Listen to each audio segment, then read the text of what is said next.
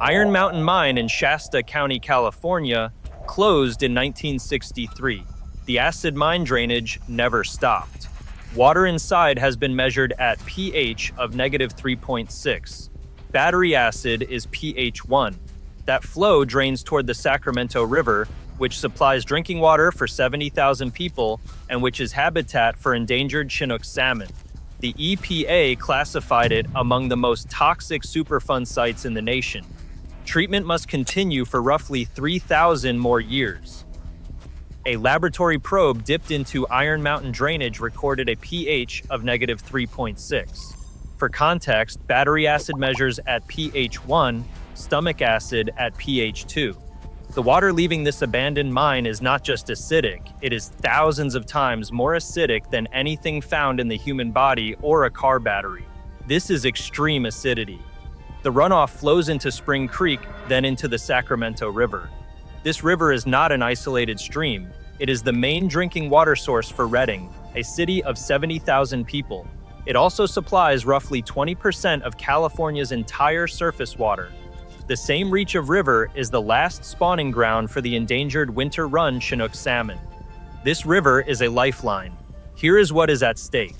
If the acid plume escapes treatment, it can push river pH below the threshold where fish eggs dissolve, and copper levels spike beyond safe drinking standards.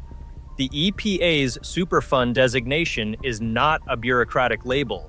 It is a warning. The site's chemistry is so extreme that it sets a global record, and the river it threatens is a lifeline for both people and wildlife. Every day, the treatment plant must intercept and neutralize the flow, or the consequences move downstream. The scale of dependence is not hypothetical. Redding's water intake is less than 20 miles from the mine's outflow. The salmon run, already listed as endangered by NOAA, depends on water quality during a narrow spawning window. What remains is simple and stark. The most acidic water on Earth meets a river that California cannot do without.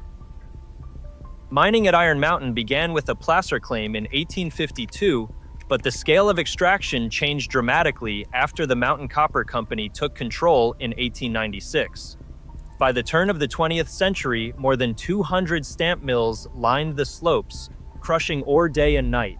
The operation ranked among the world's top 10 copper producers, with annual outputs reaching 200,000 tons of processed ore. Underground, a network of tunnels stretched for miles, exposing vast seams of copper, zinc, and iron sulfides to air and water. For context, the mine produced 60 million pounds of copper and 300 million pounds of zinc between 1900 and 1947. Here's what that meant for the watershed.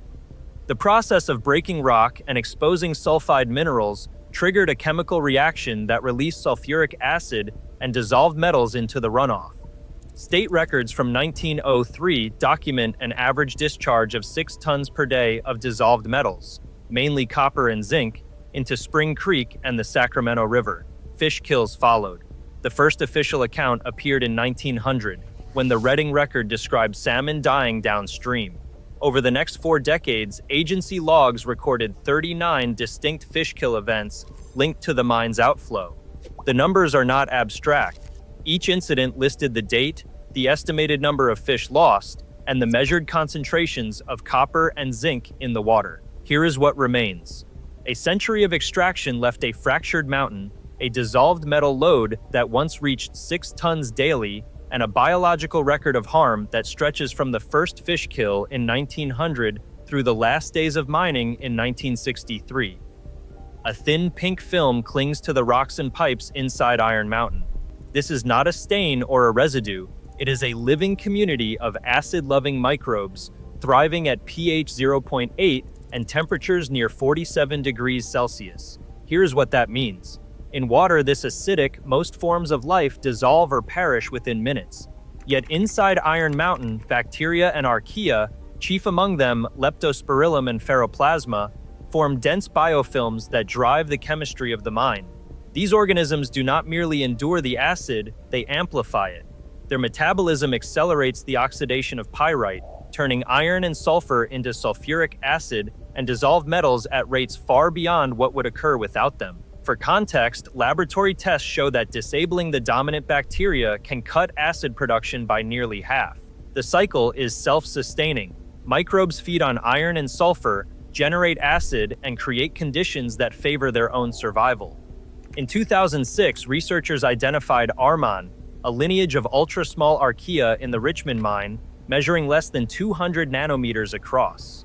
These cells contain some of the smallest genomes ever sequenced, raising questions about the minimum requirements for life. The microbial ecosystem at Iron Mountain is so extreme that NASA has used it as a stand-in for Martian brines, testing whether similar life could survive on other planets. Here is what remains. As long as oxygen and water reach the sulfide rock, these microbes will continue to catalyze acid generation. The mountain is not just a pile of waste. It is a living reactor powered by biology with a timeline measured in millennia. No engineering fix can remove the microbial catalyst. This is why the EPA's Superfund mandate at Iron Mountain is not a temporary intervention. It is a commitment to perpetual treatment, as persistent as the biology that drives the site. The federal response at Iron Mountain began with a legal designation. In September 1983, the Environmental Protection Agency placed the mine on the National Priorities List under the Comprehensive Environmental Response, Compensation, and Liability Act, known as CERCLA or Superfund. The site joined a roster that included Love Canal in New York, where buried chemical waste forced the evacuation of an entire neighborhood, and Times Beach, Missouri, where dioxin contamination led to the removal of the town itself. Centralia, Pennsylvania faced a different disaster, an underground coal fire that still burns decades after residents left. Here is what these cases shared. Each forced the federal government to intervene when private industry walked away from a problem that would not resolve on its own. For Iron Mountain, intervention meant more than paperwork. The EPA issued a series of records of decision, called RODS, beginning in 1986. These documents set out a technical mandate: intercept every drop of acidic drainage before it could reach the Sacramento River. The core remedy was infrastructure. In 1994, the Minnesota Flats treatment plant began operation. Its design capacity is 400 million gallons per year, about 1.1 million gallons per day on average, with the ability to process up to 14 million gallons per day during storms. Here's what that means. The plant must neutralize the world's most acidic natural water day after day for as long as the mountain generates acid. The system removes more than 99% of dissolved metals and raises pH to safe levels before discharge. The law became a machine.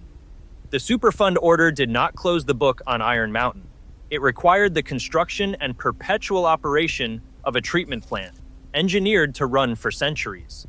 The EPA's authority is now embedded in concrete, steel, and a daily routine that cannot stop. Responsibility for Iron Mountain's contamination did not end with the companies that first dug into its slopes. Legal liability moved step by step from Mountain Copper Company to Stauffer Chemical, then to Rhone-Poulenc, on to Aventis, and finally to Bayer. Each merger and acquisition transferred not just assets, but the obligation to pay for the consequences of a century of mining.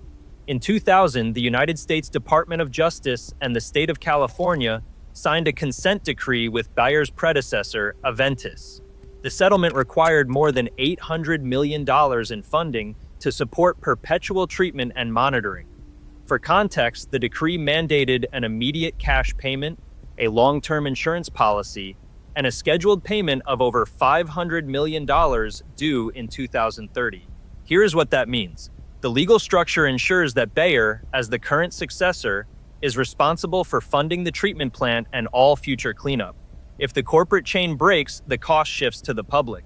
The financial engine behind the treatment system is designed to outlast any single company.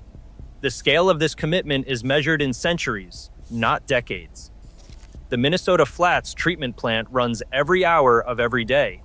Its mission is not temporary, every hour. According to the EPA and geochemists Nordstrom and Alpers, the acid-generating reactions inside Iron Mountain are forecast to continue for roughly 3,000 years. 3,000. Here's what that means. The legal and engineering response to a century of mining is a cleanup system expected to outlast the Roman Empire by a factor of 6. For context, Times Beach, Missouri was evacuated and erased from the map after dioxin contamination. Centralia, Pennsylvania lost its town to an underground fire that still burns after 60 years. Iron Mountain's damage is different. The treatment plant must intercept and neutralize hundreds of millions of gallons of acidic water every year. The machinery is permanent, hundreds. The EPA Superfund order has become a daily routine, one that will persist as long as the mountain produces acid, daily. Here is what remains, a living system engineered to run for millennia because the chemistry inside Iron Mountain will not stop. Today, Superfund law keeps the Iron Mountain remedy operational, but the EPA forecasts perpetual treatment. For context, Love Canal, Times Beach, and Centralia each forced a reckoning with industrial aftermath. 1 century of mining, 3,000 years of cost. When liability lapses, taxpayers stand next in line. Thanks for watching. Don't forget to hit the subscribe button in the middle for more corporate negligence, environmental health disasters, and abandonment stories from across America and beyond.